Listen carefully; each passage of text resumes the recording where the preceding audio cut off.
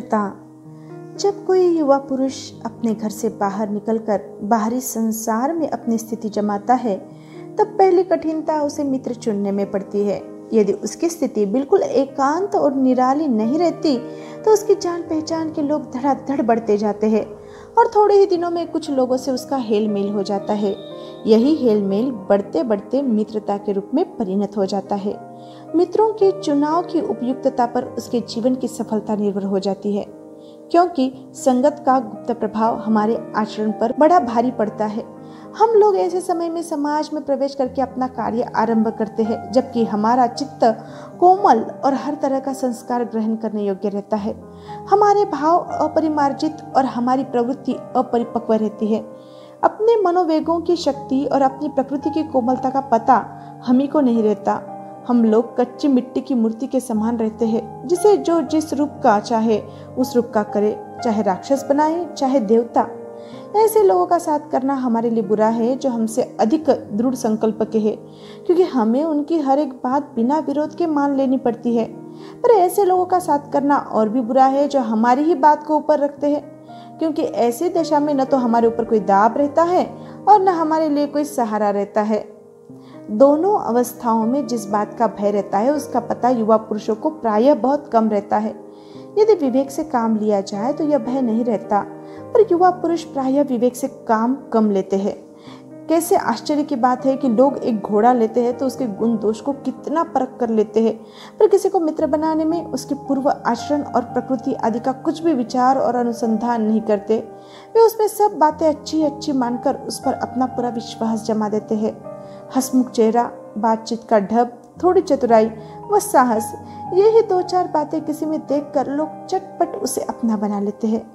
हम लोग यह नहीं सोचते कि मैत्री का उद्देश्य क्या है तथा जीवन के व्यवहार में उसका कुछ मूल्य भी है। यह बात हमें नहीं सूझती कि यह एक ऐसा साधन है जिससे आत्मशिक्षा का कार्य बहुत सुगम हो जाता है। एक प्राचीन विद्वान का वचन है, विश्वास पात्र मित्र से बड़ी भारी रक्षा होती है। जिसे ऐसा मित्र मिल जाए उसे समझना चाहिए कि खजाना मिल गया। विश्वास पात्र मित्र जीवन का एक औषध है।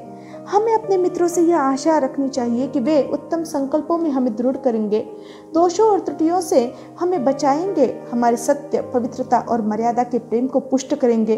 जब हम कुमार्ग पर पैर रखेंगे तब वे हमें सचेत करेंगे, जब हम हतोत्साह होंगे तब हमें उत्साहित करेंगे। सारांश यह है कि वे हमें उत्तमता पूर्वक जीवन निर्वाह करने में हर तरह से सहायता देंगे। सच्ची मित्रता में उत्तम से उत्तम वैद्य की सी निपुणता और परख होती है। अच्छी से अच्छी माता का सा धैर्य और कोमलता होती है। ऐसी ही मित्रता करने का प्रयत्न प्रत्येक युवा पुरुष को करना चाहिए। छात्रावस्था में तो मित्रता की धुन सवार रहती है। मित्रता हृदय से उमड़ी पड़ती है।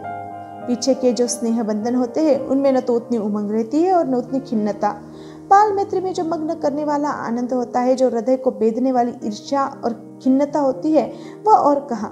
कैसी मधुरता और कैसी अनुरक्ति होती है, कैसा अपार विश्वास होता है, हृदय के कैसे कैसे उद्गार निकलते हैं, वर्तमान कैसा आनंदमय दिखाई पड़ता है और भविष्य के संबंध में कैसी लुभाने वाली कल्पनाएं मन में रहती है।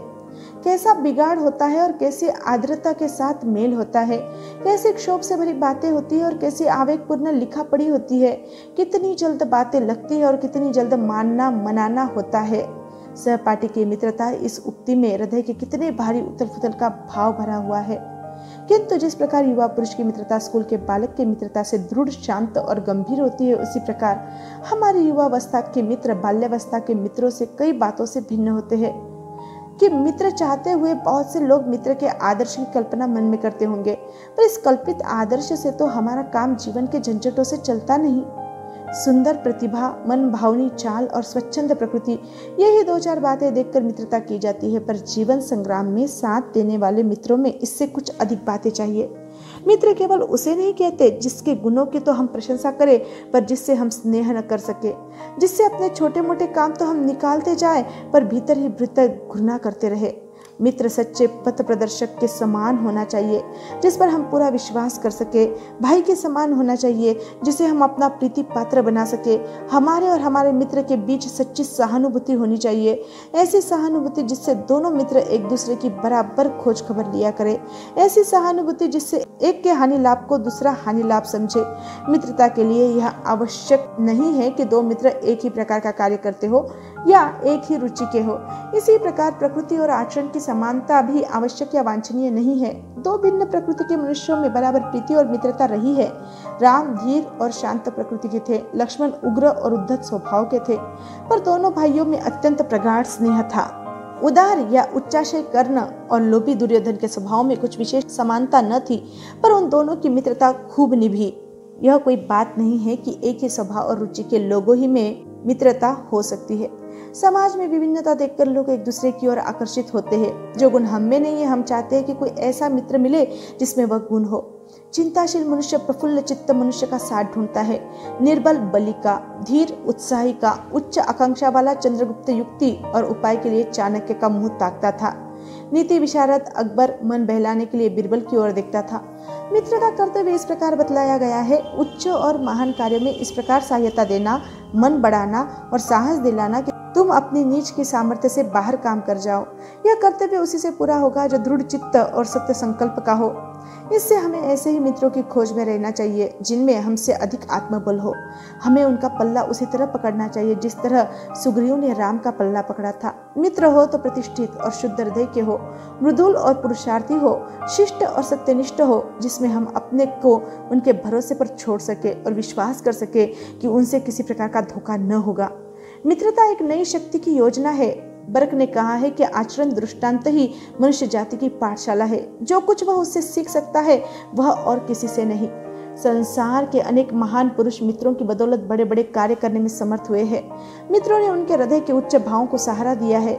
मित्रों ही के दृष्टांतों को देखकर उन्होंने अपने हृदय को दृढ़ किया है। आहा, मित्रों ने कितने मनुष्यों के जीवन को साधु और श्रेष्ठ बनाया है। उन्हें मूर्खता और कुमार्ग के गड्ढों से निकालकर सात्विकता के पवित्र शिखर पर पहुंचाया है।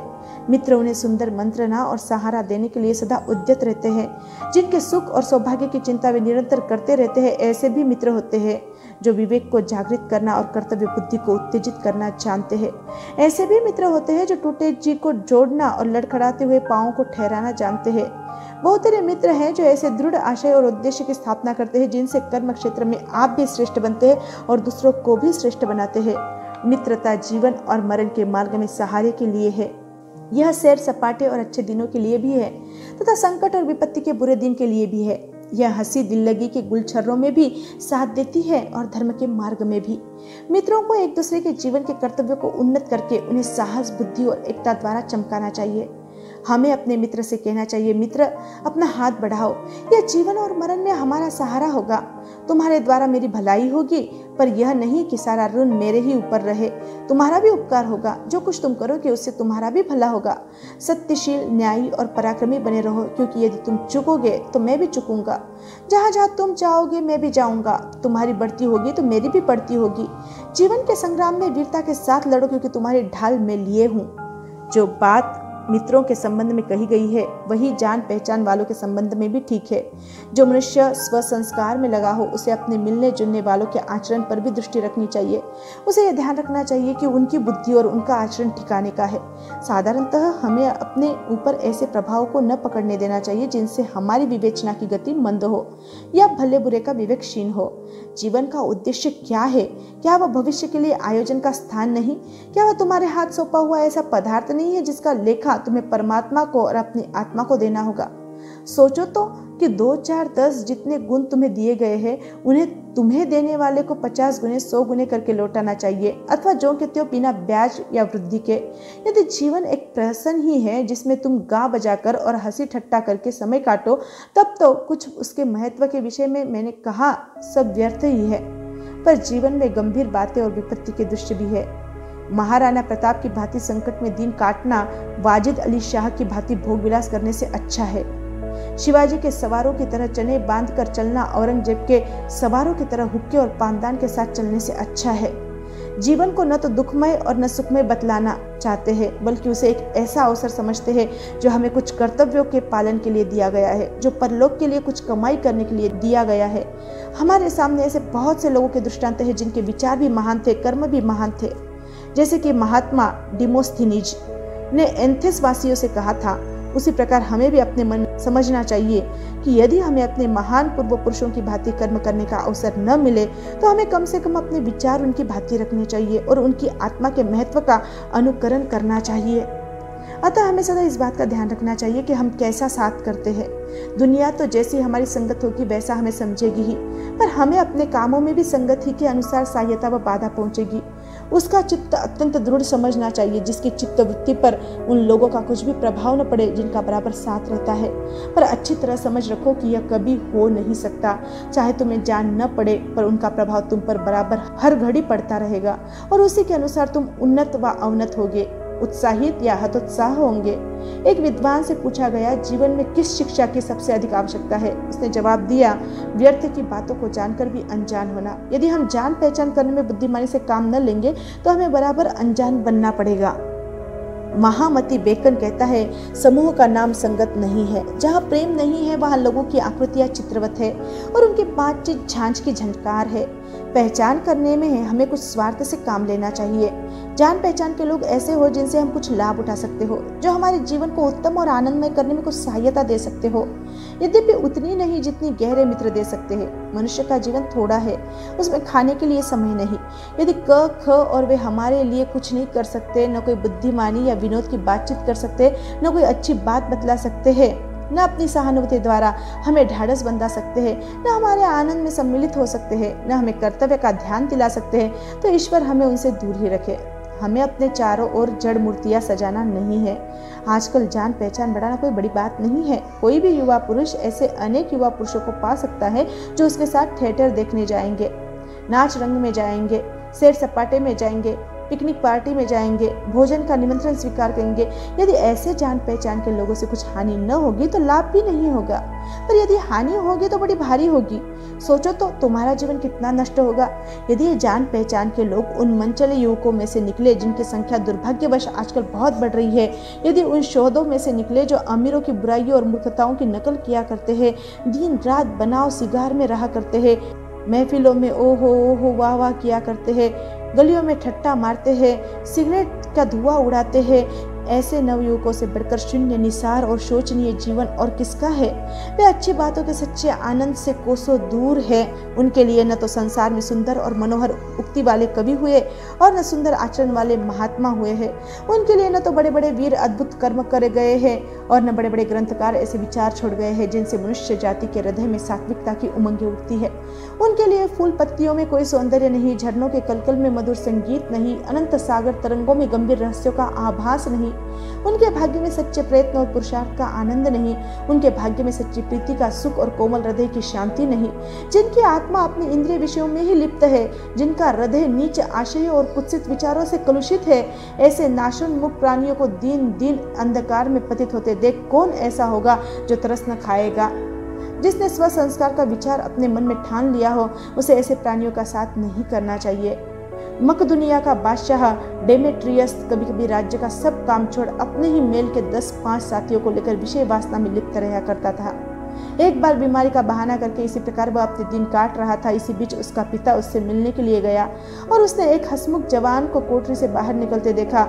जब पिता कोठरी के भीतर पहुंचा तब डेमेट्रियस ने कहा, ज्वर ने मुझे अभी छोड़ा है। पिता ने कहा, हाँ ठीक है, वह दरवाजे पर मुझे मिला था। कुसंग का ज्वर सबसे भयानक होता है। यह केवल नीति और सद्वृत्ति का ही नाश नहीं करता बल्कि बुद्धि का भी क्षय करता है। किसी युवा पुरुष की संगत यदि बुरी होगी तो वो उसके पर में बंधी चक्की के समान होगी जो उसे दिन दिन अवनति के गड्ढे में गिराती जाएगी, और यदि अच्छी होगी तो सहारा देने वाली बाहू के समान होगी जो उसे निरंतर उन्नति की ओर उठाती जाएगी। इंग्लैंड के एक विद्वान को युवावस्था में राजा के दरबारियों में जगह नहीं मिली। इससे जिंदगी भर वह अपने भाग्य को सराहता रहा। बहुत से लोग तो इसे अपना बड़ा भारी दुर्भाग्य समझते, पर वह अच्छी तरह जानता था कि वह बुरे लोगों की संगत में पड़ता जो उसकी आध्यात्मिक उन्नति में बाधक होते। बहुत से लोग ऐसे होते हैं जिनके घड़ी भर के साथ से भी बुद्धि भ्रष्ट होती है, क्योंकि उतने ही बीच में ऐसी ऐसी बातें कही जाती है जो कानों में न पड़नी चाहिए। चित्त पर ऐसे ऐसे प्रभाव पड़ते हैं जिनसे उसकी पवित्रता का नाश होता है। बुराई अटल भाव धारण करके बैठती है। बुरी बातें हमारी धारणा में बहुत दिनों तक टिकती है। इस बात को प्राय सब लोग जानते हैं कि भद्दी, दिल लगी व फुहड़ गीत जितनी जल्दी ध्यान पर चढ़ते हैं उतनी जल्दी कोई गंभीर व अच्छी बात नहीं। एक बार एक मित्र ने कहा कि उसने लड़कपन में कहीं से एक बुरी कहावत सुन पाई थी, जिसका ध्यान वह लाख चेष्टा करता है कि न आवे पर बार बार आता है। जिन भावनाओं को हम दूर रखना चाहते हैं, जिन बातों को हम याद नहीं करना चाहते, वे बार बार हृदय में उठती और बेचती है। अतः तुम पूरी चौकसी रखो। ऐसे लोगों को कभी साथी न बनाओ जो अपवित्र और फुहड़ बातों से तुम्हें हंसाना चाहे। सावधान रहो, ऐसा न हो कि पहले पहल तुम इसे एक बहुत सामान्य बात समझो और सोचो कि एक बार ऐसा हुआ फिर ऐसा न होगा, अथवा तुम्हारे चरित्र बल का ऐसा प्रभाव पड़ेगा कि ऐसी बातें बकने वाले आगे चलकर आप सुधर जाएंगे। नहीं, ऐसा नहीं होगा। जब एक बार मनुष्य अपना पैर कीचड़ में डाल देता है तब फिर वह यह नहीं देखता कि वह कहाँ और कैसी जगह पैर रखता है। धीरे धीरे उन बुरी बातों से अभ्यस्त होते होते तुम्हारी घृणा कम हो जाएगी। पीछे तुम्हें उनसे चिढ़ न मालूम होगी, क्योंकि तुम यह सोचने लगोगे कि चिढ़ने की बात ही क्या है। तुम्हारा विवेक कुंठित हो जाएगा और तुम्हें भले बुरे की पहचान न रह जाएगी। अंत में होते होते तुम भी बुराई के भक्त बन जाओगे। अतः हृदय को उज्जवल और निष्कलंक रखने का सबसे अच्छा उपाय यही है कि बुरी संगत की छूत से बचो। यह पुरानी कहावत है कि काजल की कोठरी में कैसो हु सयानो जाए, एक लिक काजल की लागी है पे लागी है। जो कहा गया है उससे यह न समझना चाहिए कि युवा पुरुषों को समाज में प्रवेश करने से रोकता है। नहीं, कदापि नहीं। अच्छा समाज मिले तो उसका बहुत अच्छा प्रभाव पड़ता है और उससे आत्म संस्कार के कार्य में बड़ी सहायता मिलती है। प्रायः देखने में आता है कि गांवों से जो लोग नगरों में जीविका आदि के लिए आते हैं, उनका जीव बहुत दिनों तक संगी साथी न रहने से बहुत घबराता है और कभी कभी उन्हें ऐसे लोगों का साथ कर लेना पड़ता है जो उनकी रुचि के अनुकूल नहीं होते। ऐसे लोगों के लिए अच्छा तो यह होता है कि वे किसी साहित्य समाज में प्रवेश करें, पर वहां भी उन्हें उन सब बातों की जानकारी नहीं प्राप्त हो सकती जो स्व शिक्षा के लिए आवश्यक है। समाज में प्रवेश करने से हमें अपना यथार्थ मूल्य विदित होता है। हम देखते हैं कि हम उतने चतुर नहीं हैं जितने एक कोने में बैठकर कोई पुस्तक आदि हाथ में लेकर अपने को समझा करते थे। भिन्न भिन्न लोगों में भिन्न भिन्न प्रकार के गुण होते हैं। यदि कोई एक बात में निपुण है तो दूसरा दूसरी में। समाज में प्रवेश करके हम देखते हैं कि इस बात की कितनी आवश्यकता है कि लोग हमारी भूलों को क्षमा करें। अतः हम दूसरों की भूल चूक को क्षमा करना सीखते हैं। हम कई ठोकरें खाकर नम्रता और अधीनता का पाठ सीखते हैं। इनके अतिरिक्त तो और भी बड़े बड़े लाभ होते हैं। समाज में सम्मिलित होने से हमारी समझ बढ़ती है, हमारी विवेक बुद्धि तीव्र होती है, वस्तुओं और व्यक्तियों के संबंध में हमारी धारणा विस्तृत होती है, हमारी सहानुभूति गहरी होती है, हमें अपनी शक्तियों के उपयोग का अभ्यास होता है। समाज एक परेड है जहां हम चढ़ाई करना सीखते हैं, अपने साथियों के साथ मिलकर बढ़ना और आज्ञा पालन करना सीखते हैं। इनसे भी बढ़कर और बातें हम सीखते हैं। हम दूसरों का ध्यान रखना, उनके लिए कुछ स्वार्थ त्याग करना सीखते हैं, सद्गुणों का आदर करना और सुंदर चाल ढाल की प्रशंसा करना सीखते हैं। स्व संस्काराभिलाषी युवक को उस चाल व्यवहार की अवहेलना न करनी चाहिए जो भले आदमियों के समाज में आवश्यक समझी जाती है। बड़ों के प्रति सम्मान और सरलता का व्यवहार, बराबर वालों से प्रसन्नता का व्यवहार और छोटों के प्रति कोमलता का व्यवहार भले मानुषों के लक्षण है। सुडौल और सुंदर वस्तु को देखकर हम सब लोग प्रसन्न होते हैं। सुंदर चाल ढाल को देख हम सब लोग आनंदित होते हैं। मीठे वचनों को सुनकर हम सब लोग संतुष्ट होते हैं। ये सब बातें हमें मनोनीत होती है, शिक्षा द्वारा प्रतिष्ठित आदर्श के अनुकूल होती है। किसी भले आदमी को यह कहते सुनकर कि फटी पुरानी और मेरी पुस्तक हाथ में लेकर पढ़ते नहीं बनता, हमें हंसना न चाहिए। सोचो तो कि तुम्हारी मंडली में कोई उजड़ गवार आकर फुहड़ बातें बकने लगे तो तुम्हें कितना बुरा लगेगा। इसीलिए जीवन में हम अच्छे सच्चे मित्रों को बनाए जो हमारे जीवन में सद्गुणों को ले आए। जय आनंद।